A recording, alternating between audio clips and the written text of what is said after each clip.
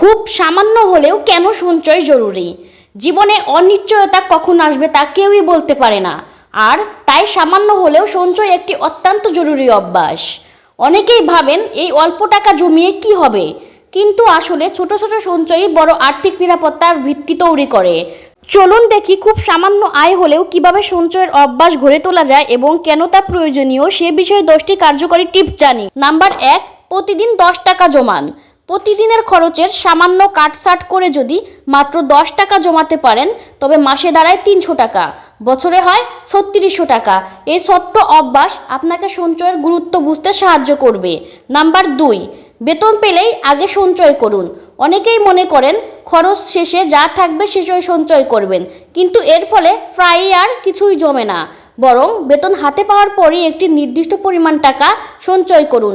সেটা হতে পারে বেতনের 5% বা 10%। নাম্বার 3, মোবাইল খরচ কমান। প্রতিদিন ফোনে ফালতু ব্রাউজিং বা টক টাইমে অপ্রয়োজনীয় কথা বলা বন্ধ করুন। এতে শুধু সময় নয়, টাকা দুটোই অপচয় হয়। মাসে 200 টাকা কম খরচ করলে বছরে 2400 টাকা জমে যাবে। নাম্বার 4, খরচের হিসাব রাখুন।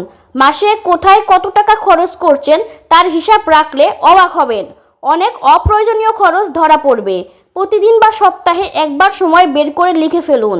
মোবাইল অ্যাপ বা খাতা দুটোতেই করা যায়। নাম্বার 5, বাড়তি আয় করার চেষ্টা করুন। সময় থাকলে ছোটোখাটো ফ্রিল্যান্সিং, প্রাইভেট টিউশন বা অনলাইনে বিক্রির চেষ্টা করুন। আয় বাড়লে সঞ্চয় বাড়ানো সহজ হয়।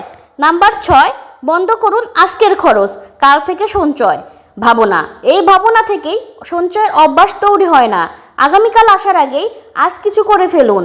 আজ 1 কাপ চা কম খেলেন, তার টাকাটা জমান। এই ছোট্ট পরিবর্তন ভবিষ্যতে আপনাকে চমকে দেবে। নাম্বার 7, বন্ধুদের সাথে খরচের প্রতিযোগিতা নয়। কেউ নতুন মোবাইল কিনেছে বলে আপনিও কিনবেন, এটা ঠিক নয়। অন্যের জীবন দেখে নিজের খরচ বাড়ানো ভুল। নিজের সীমার মধ্যে থেকে চলুন, এতে মানসিক শান্তি পাবেন, সঞ্চয়ও বাড়বে। নাম্বার 8, সঞ্চয়ের লক্ষ্য ঠিক করুন। যদি না জানেন কেন সঞ্চয় করছেন তবে আগ্রহ ধরে রাখা কঠিন। ঠিক করুন আপনি এই টাকা দিয়ে কি করবেন। ফ্যামিলির জন্য একটি ফ্যান কিনবেন, না কি ছেলের জন্য কিছু উপহার দিবেন। লক্ষ্য থাকলে সঞ্চয়ের প্রতি আগ্রহ তৈরি হয়।